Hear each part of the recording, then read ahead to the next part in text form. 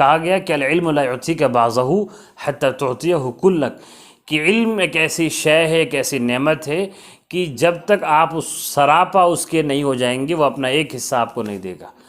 تو قرآن پاک تو تمام علوم میں سب سے اعلیٰ و عرفہ اور بلند مرتبے والا علم ہے، اللہ کی طرف سے نازل ہوا ہے۔ علم اللہ کی ایک صفت ہے، اس میں خودداری ہے، تو وہ کیسے ہمارے پاس بچے گا جب ہم قرآن سے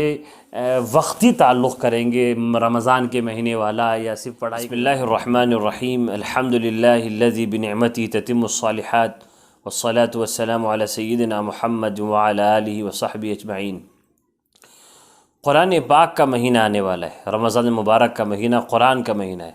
شہر رمضان الذی انزل فیہ القرآن،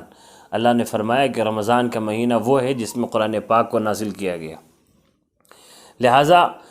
اس مہینے کو قرآن کریم کے ساتھ جو خاص نسبت ہے، اس وجہ سے ساری امت، ہر مسلمان اس مہینے میں خاص طور سے قرآن پاک سے اپنا تعلق جوڑ لیتا ہے۔ جو لوگ سال بھر قرآن پاک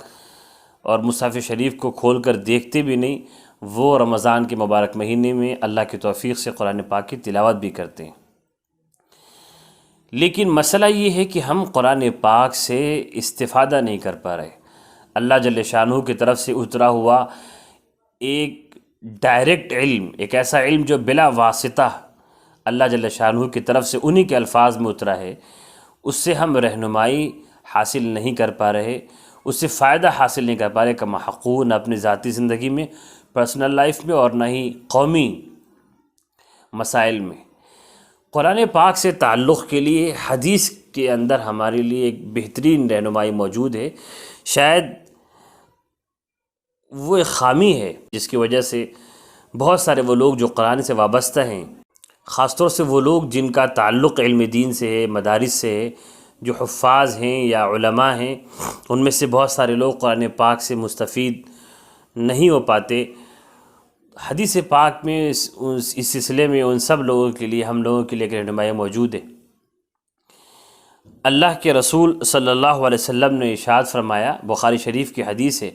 کہ انما مثل صاحب القرآن کمثل صاحب الابل المعقلة ان عاهد عليها امسكها وان اطلقها ذهبت۔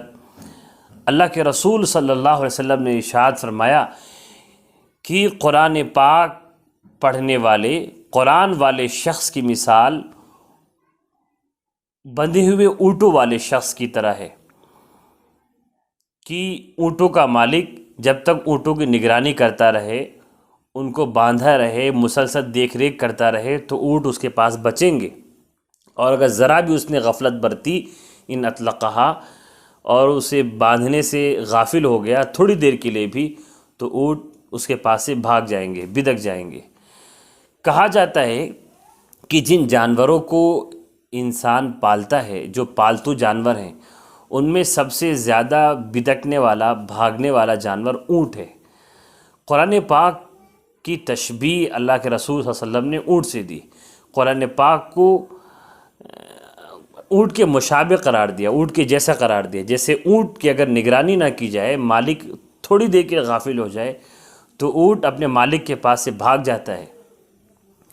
ایسے ہی قرآن پاک بہت ہی خوددار ہے، بدکنے والا، عزت نفس والا،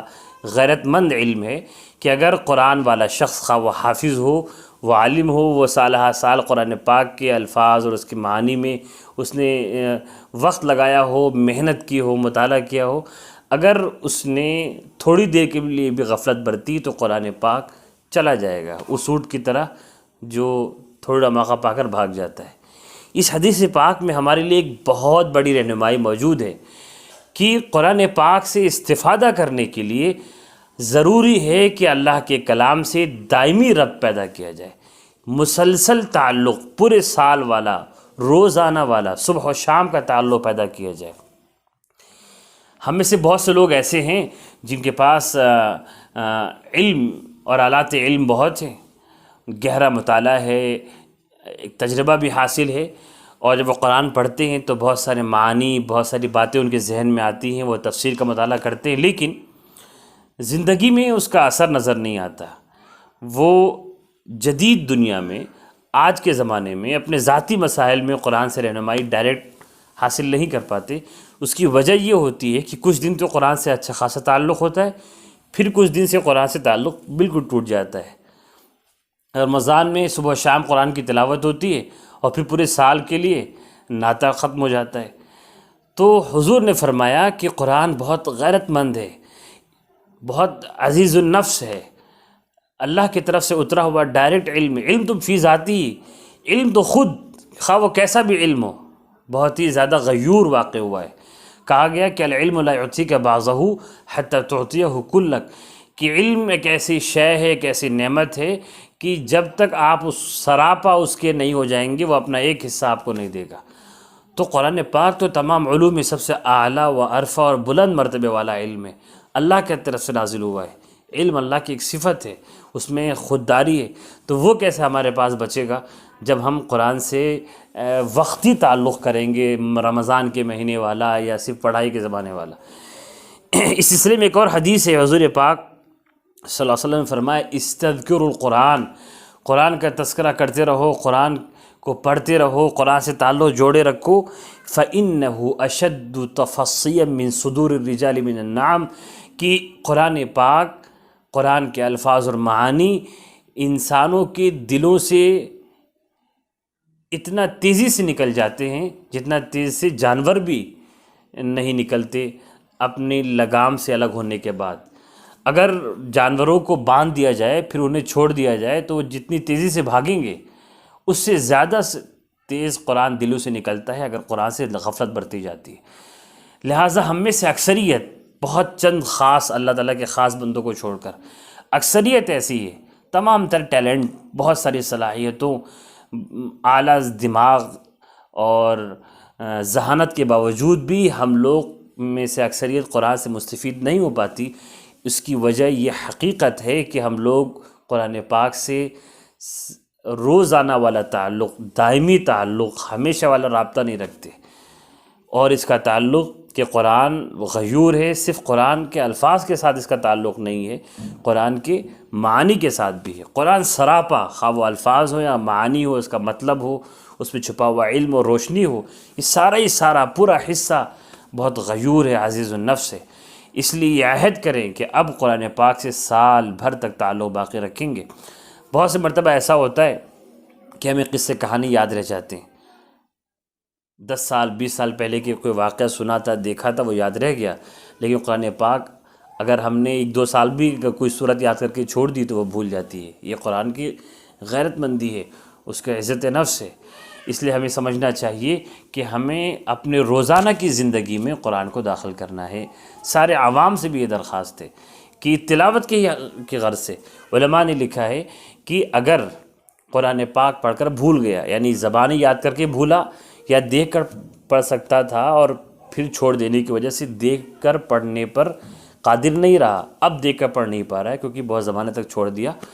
تو اسے بہت گناہ ملے گا۔ گناہ کبیرہ ہے قرآن پاک کو پڑھ کر بھلا دینا، خواہ وہ دیکھ کر بھلا دے یا زبانی یاد کر کے بھلا دے۔ حتیٰ کہ اللہ کے رسول صلی اللہ علیہ وسلم نے ارشاد فرمایا کہ تم میں سے اگر کوئی قرآن بھول جائے تو یہ نہ کہے کہ نسیت آیت کئی توقعید کہ میں نے وہ آیت بھلا دی، بلکہ یہ کہے کہ میں بھلا دیا گیا۔ یعنی قرآن کو بھولنے کا عمل اتنا ایسا مجرمانہ، ایسا گندا اور خراب عمل ہے کہ اس کو اپنی طرف منسوب نہ کرے کہ میں بھول گیا، یہ بہت برا، یہ لفظ ہی بہت برا ہے، یہ کام بھی بہت برا ہے۔ یہ کہہ دے کہ میں بھلا دیا گیا، یعنی یہ بھولنے کی چیز تو نہیں تھی، بس اتفاق سے بھول گیا۔ اس لیے قرآن کو چھوڑنا تو دور کی بات، چھوڑنے کا لفظ بھی استعمال کرنے سے حضور نے منع فرمایا۔ اللہ تعالی ہم سب کا تعلق قرآن پاک سے مضبوط فرمائے۔ السلام علیکم ورحمۃ اللہ۔